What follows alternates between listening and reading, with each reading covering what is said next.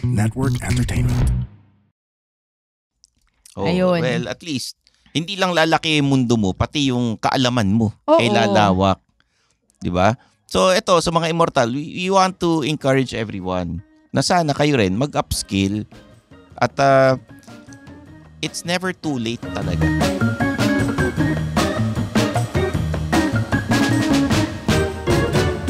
Mga Immortal, welcome to the Underpaid Podcast. I'm your host, Stanley Chi. Ito ang podcast na pro-employee para sa mga Immortal, wherein we talk about work-related topics in a light manner na parang nagkukwentuhan lang tayo.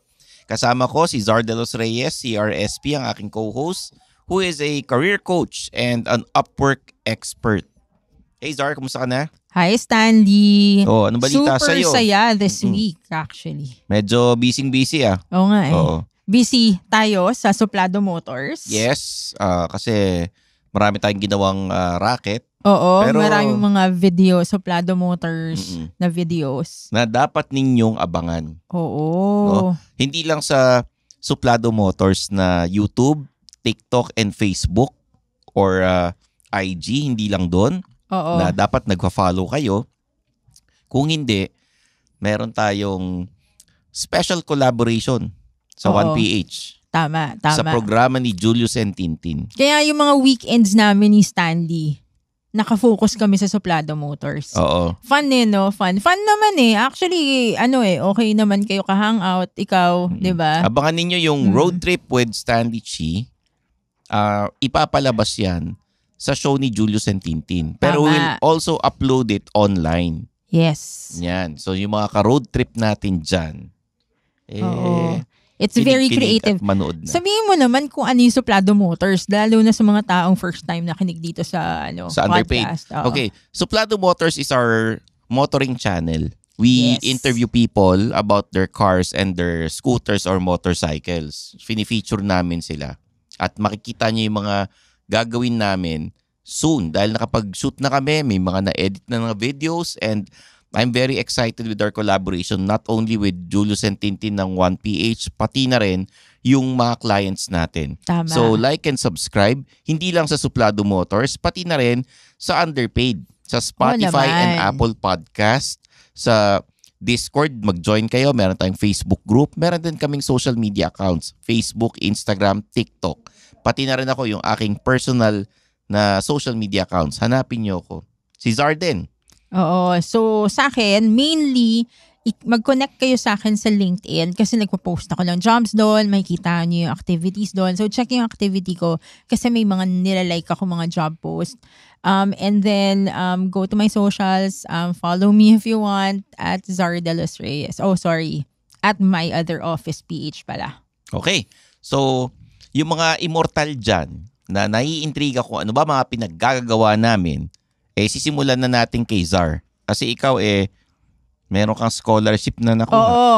Okay. So, yung first good news natin for this week is yung Suplado Motors, diba? Second, on my part, so I did talk about transitioning to tech, diba? Do you remember that?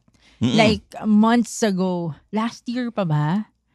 Months ago, last year. Gusto mo maging engineer, di ba? Oo, I was talking about transitioning to tech and I've been exploring. Actually, ito hindi ko sinabi sa mga tao last year, nag-apply ako sa isang full stack class. Kailangan mo kasi mag-apply pag ganun May pinapatest pa sa'yo May interview pa, di ba? Hindi, iba to magbabayad ka, tapos i-interviewin ka, may ganung process. Kahit magbabayad ka, magte-test ka din. So anyway, sa full stack class na yun, hindi ako nakapasa. Okay. Oh, 'di ba? Bad trip, 'di ba? Parang kung bayad na nga ako ng 40,000 tapos hindi pa ako makakapasa. Anyway, okay lang na hindi ako nakapasa kasi bad ang feedback nila ngayon So, fast forward tayo ngayon. Last month, I saw an ad about the AWS Institute. AWS is Amazon Web Services. So, maging cloud engineer ka. So, tiningnan ko yung website. Magbabayad ka ng 25,000 a month. Ayan, pinapakita na. Eto na. Yan yung scholarship ko. Yan. Pero yun nga, itong AWS Institute na yun, 25,000 pesos a month Para sa mga US-based people lang siya kasi kailangan na ng US billing address. So, nag-explore ako for something global and then I found the AWS Restart. So AWS Restart is a partnership between Amazon and education.ph. So, ngayon, ganun din. May test sila. Syempre, scholarship to. May test sila, which is, akala ko, mapapasok ko lang 50%. Tapos, meron rin silang interview. And then, yun nga, Nakapasok last ka na. week, napasa ko siya. Congratulations, Zar. Dude, ano yun? 12 weeks Ayan, of classes. Kung mapapansin ninyo, hindi kami nagre-record ng Biyernes. Ibang araw kami nagre-record dahil syempre, yung schedule niya dahil nag-aaral siya. Mga ano pa naman, July 8 pa. Oo nga, pero pinaghahandaan na natin ngayon. Pinaghahandaan na natin, di ba? And congratulations. Uy, thank you. Kasi alam mo ba, malaking bagong achievement yan. Oo, Napagpakapal ng resume. Ito yung parang second scholarship ko in a way. Kasi yung first, at least sa UP Open University. Diba, UP kasi. Mm-hmm. And then, ito yung second ko. So, nakakatawa. Imagine mo, wala akong babayaran. Pati yung certification, wala siyang bayad. So, kasama ako sa, mahalang AWS certification eh. So, ayun, at least, puro mga kasama ko, parang mga bata-bata pa sa akin. Pero okay lang. Okay yan. Malaking bagay yan. Age doesn't matter. Kasi yung libre na scholarship, talagang mahal yan eh. Diba? Oo. So parang matututo ako mag-Python, matututo akong mag-Linux, syempre AWS, diba? Linux? Yung libreng operating system. libreng Google. Akala ko mag-joke ka eh. Hindi. Linux, yun sikat yun operating dati. System yun eh. Yung Windows na libre, parang ganon. Oo. Windows na libre, open source siya. Tapos, yun. Ikaw, meron ka bang news dyan? Medyo busy rin ako kasi sunod-sunod yung shoot. Suplado Motors yung Sabado, tapos yung Linggo, I'm hosting the second season of The Salary Squad for Job Street. So sa mga immortal dyan na naghahanap ng trabaho, you go to Job Street and then you download the app, makikita nyo mga episodes iba-iba. Kahit hindi ka naghahanap ng trabaho. Kasi makakatulong din yung mga episodes namin para rin sa mga immortal. Oo. Yun. And yung second season will be uploaded soon. Basta yun yung hinost ko. Yeah. Nung 2 Sundays, 2 weeks na weekend. What's in it for them? Ano matututunan nila dun sa interview mo? Syempre. Sa hosting mo dun? Malalaman nila kung yung mga usong trabaho, magkano yung mga sweldo ng mga a-applyan ninyong trabaho sa ganitong sector, iba-ibang sector yan. Which is very helpful kasi people just go to a job site. Pag mag-a-apply na sila ng trabaho, dapat nga kahit hindi ka pa nag-a-apply dapat alam mo yung trends, alam mo yung skill sets na kailangan, aware ka. Doon sa interview namin, dito 'di ba sinusulat natin yung sweldo, nagre-react tayo. Doon sa Salary Squad, tinatanong namin magkano sweldo ng ganito. Sinasabi ba nila? Oo. Talaga? Sinasabi so magkano nila. pinakamataas na nasabi? May binanggit sa akin na 250 to 600,000. Nasa sales ba yan? Hindi. Hindi. Yung parang cybersecurity. Mga big boss ng mga C-level na? Mga mataas pa sa operations manager, mga COO. Mga C-level. Oo, ganyan. Okay. Pag below C-level, iba yun. Ay, nako. So, abangan nyo, Salary Squad, ha? Suplado Motors, Salary Squad, Road Trip with Stanley Chi, abangan nyo lahat yan. And, diba? Daming nangyayari. Ito pag-uusapan natin is career transitions kasi there are a lot of ways to upskill. Oo. Para naman umangat kayo sa career ninyo and yung pampaganda na resume. Babaguhin natin yung format dito sa Underpaid para naman sa mga immortal natin. We will be having Resume Mondays, Sweldo Tuesdays, wow, Racket Thursdays, and yung Office Confessions / Happy Hour, ilalagay natin sa Friday. Yes, para productive, para you have a productive week. So kung may mga katanungan kayo about your resume, sa sweldo, paano tumaas yan, paano humingi ng sweldo, and yung sa Racket, yung mga side hustle. Katulad ng ginagawa natin. Oo. At saka yung mga Office Confessions, you just message us sa aming Facebook page, sa Instagram, sa Discord. Meron tayo niyan, no? Mapag-uusapan nating lahat yan. Tama. Okay? So balik tayo dun sa career transitions, Zar. Etong ginawa mo, Kasi sabi mo gusto maging isang cloud engineer. Oo. At ito ang isang paraan Oo naman. para i-upskill mo yung sarili mo para mas lumaki sweldo mo. Oo. At yung sabi nga natin mas maganda tingnan sa CV, sa resume. Oo naman. Lalo na sa type ng work ko. Kasi kahit sabihin mong recruiter ako, technical recruiter ako. So, ibig sabihin, nagsosource ako ng mga, same, cloud engineer, DevOps, site reliability engineer. So, yung mga ganun, sinasource ang team ko, at least 40% of the jobs that we source for are engineering jobs. So, it's also helpful to my career right now. It makes me a stronger technical recruiting manager. Well, maganda yan. Oo. And hindi naman hadlang yung edad ninyo.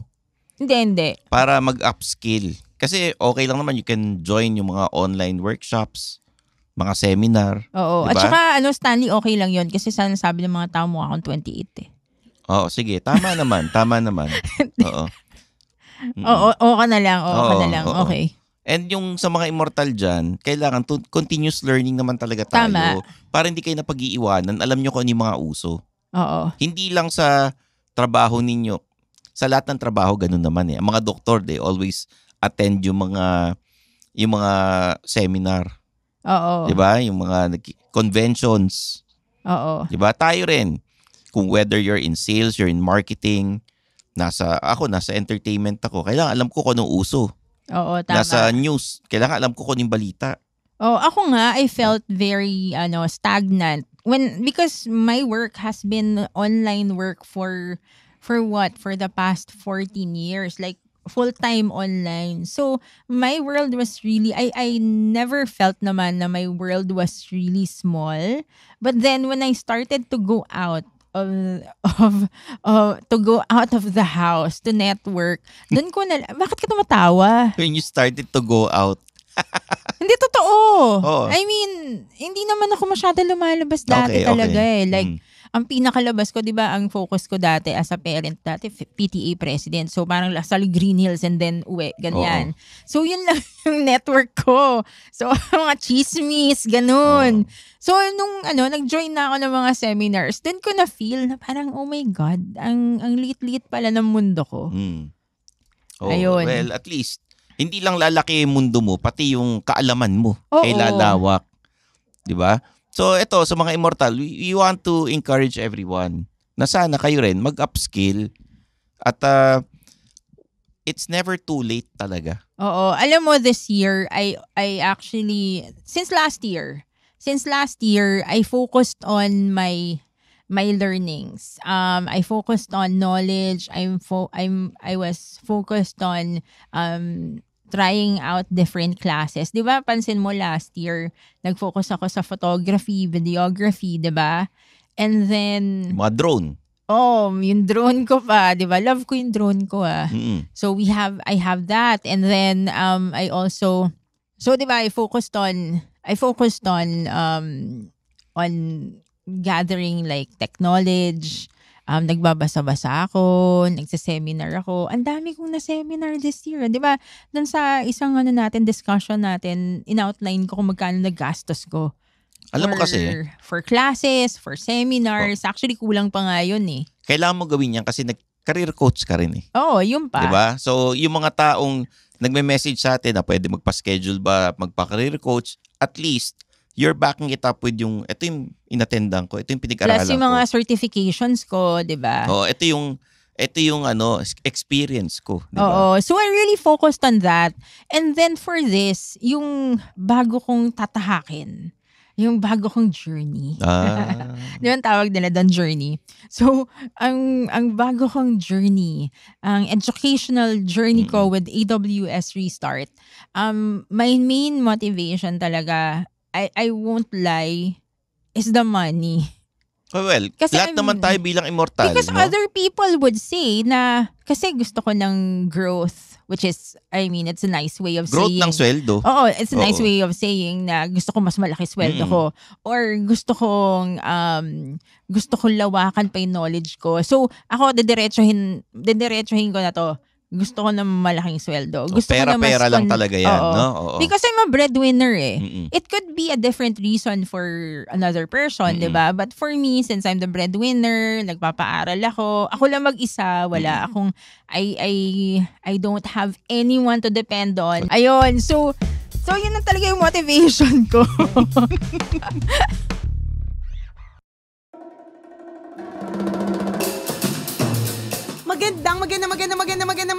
Magandang araw para sa mga mas nakaka-lurky na storya, Mas masayang kwentuhan. mas nakakautot sa kaligayahan na chismisan.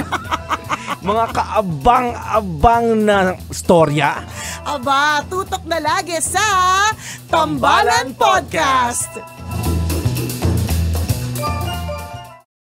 At saka based on my experience, depende kung saan ka mag-a-apply. Ang average salary ng average, hindi ko sinasabi, ito dapat maging salary nyo. Ang average salary ng cloud engineer is $50 per hour. So actually, mabigyan ka ng $40 per hour or kahit $30 per hour for an entry level, pwede na yun. O, diba? Ako, yung salary ko, hindi ko na sasabihin. Pero, hindi. pero I mean, sa akin kasi, pwedeng bumaba eh. Sa Pwedeng mga immortal bumaba kasi, drastically. Sa mga immortal kasi, Zar, yung sweldo natin is never enough. Lahat tayo, kahit sabihin nating malaki na yung sweldo, hindi tayo satisfied, hindi tayo kontento. We'd always want more. But you know what my dream is? My dream is really to retire early or at least to save enough so that I can study for probably 4 years, ganon. Or to earn enough na pag sinabi sa'yo ng ibang tao na pwedeng makahingi ng pera, pwede mong ihirit sa kanila na, ano bang kala nyo sa akin, nagtatai ako ng pera? Tapos sabihin nila, oo. Ganun, ganun kayaman. Nagtatai ng pera, ganun. Ako nga, nagreklamo na ako na parang akala yata ng mga tao easy makuha yung money. Akala ko nagtatay ka ng pera. Hindi. Pero yun, yun na talaga motivation ko, yung money. And then, career growth. Alam mo, sa totoo lang, okay lang na maging cloud engineer ako. Hindi ko kailangan maging manager, hindi ko kailangan maging lead. Syempre, mas mataas ang sweldo nun, di ba? Pero sakto na ako sa $50 per hour. Pero that's not bad, no? Yung mga immortal na nakikinig ngayon, we want to encourage you guys na continuous learning talaga. Ako, kahit matagal na ako nag-host, nag-attend ako ng workshop early this year. Refresher course yan, baka kasi may nakalimutan din ako. And it gives you a fresher perspective kasi mas bata yung yung teacher, 'di ba? Mas bata yung teacher, mas bata yung crowd. So may tsaka, fresh knowledge. Kailangan ko malaman kung ano yung uso ngayon. Yeah. Hindi lang sa events, pati sa hosting. Ito pet peeve ko, naririnig ko sa mga ibang host. Pag nag-i-introduce ng ibang tao, parang kumakanta. For example, kunyari, eto na, si Jeff Nunez. Ganon. Ayoko nung ganon. Kaya, eto na po ang ating susunod na performer, si Jasper Manalang. Ayoko nung ganon. O kaya, ang aking co-host, si Zar de los Reyes. Sino yung ganyan? Ano yan sige, sabihin mo na yung pangalan. Na-influence sila ng mga artista sa ABS. Yung mga okay. wawawi na, for example, sa mga noontime show ng ABS, ganun sila mag-introduce. Ako kasi, for example, sige nga, sample mag-introduce ka ng ng kasama mo. For example, parang introduce mo ayoko si yung parang Jeff. kumakanta. Kunyari, eto na po ang mayor ng TPN, mga kaibigan, si Jeff Nunez. Hindi yung Jeff Nunez, hindi ganun. Tapos paano entrance si Jeff? Di syempre, yung may team song na I'm sexy and I know it. Ganon. Ay, ganon daw. Nangyari, Raise the roof. Nangyari, our next performer, mga kaibigan, ito na po, ang aantig sa inyong mga puso. Boses pa lang, ulam na. Walang iba kundi si Jasper Manalang. Ganon. Parang diba? Wrestling. Paano pag wrestling? Hindi, sa pag-wrestling iba naman. naman. Ito kasi, kunyari, I also teach yung mga kasama ko sa stand-up pag nag-open mic. If they're trying out hosting. Tapos narinig na parang kumakanta. Sinabi ko, wag ganun. Or may binabagayan na format. No, hindi talaga. siya, Ayaw mo talaga. No, kasi pag nanood ka sa ibang bansa, hindi naman sila ganun mag-host eh. Oo. Yung mga Amerikano, yung mga nasa late night talk show, hindi naman sila ganun. Yeah. Hindi naman sila yung, okay guys, our next performer, enjoy the comedy stylings of Lady Gaga. Hindi naman ganun eh. Hindi naman ganun mag-host sila David Letterman, sila Conan O'Brien, di ba? Tama. Oh, so yun. Yan ang sample lang, no? Ako naging helpful sa akin yung mga yung mga tinake kong classes sa photography and videography. Nakakatulong sa akin sa Suplado Motors now. Kasi nagkaroon ako ng background talaga. Although may background na ako before, but it's not like professional background. At least lahat na lang ng classes tinake ko, flash photography, video. Tas every Saturdays or Saturdays usually. So I take Saturday classes for the camera brands kasi may mga free classes sila. And I also do paid classes. So anyway, yung career transition ko, what I did really is to assess myself. I know that I've said that it's all about the money. Pero it's not like 100% all about the money. 95%. Oh, 95%.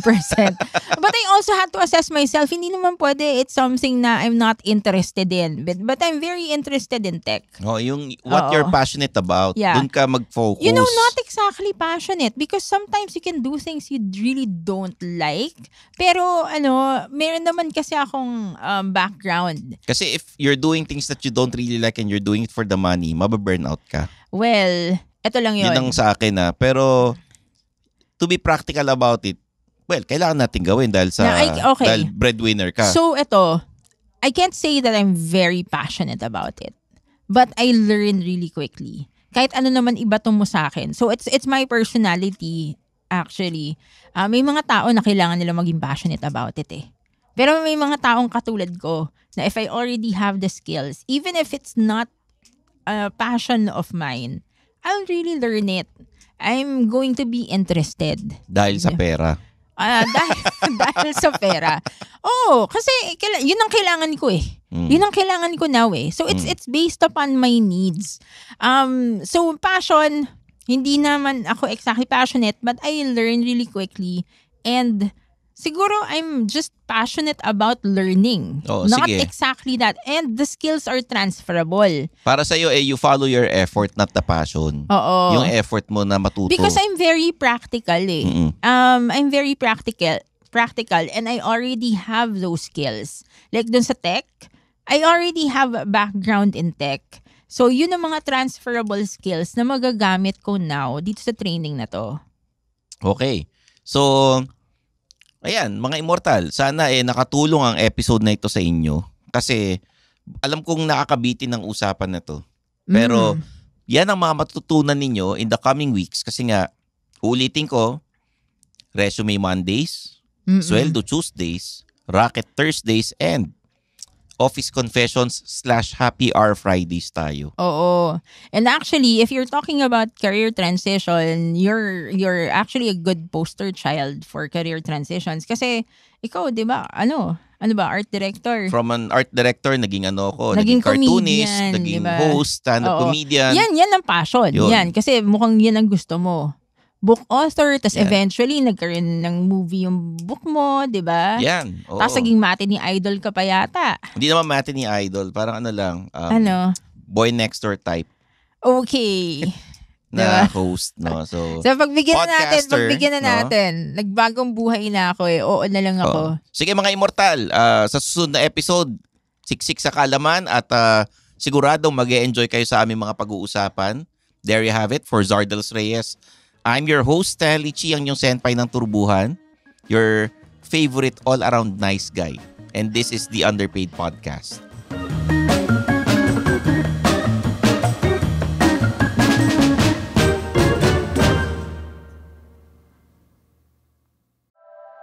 The opinions of podcast creators, hosts, and guests are not necessarily reflective of the official stance of the Pod Network Entertainment, its hosts, or other network programs. The content created by the people behind the podcast is personal and not meant to harm any religion, ethnicity, group, organization, company, or individual.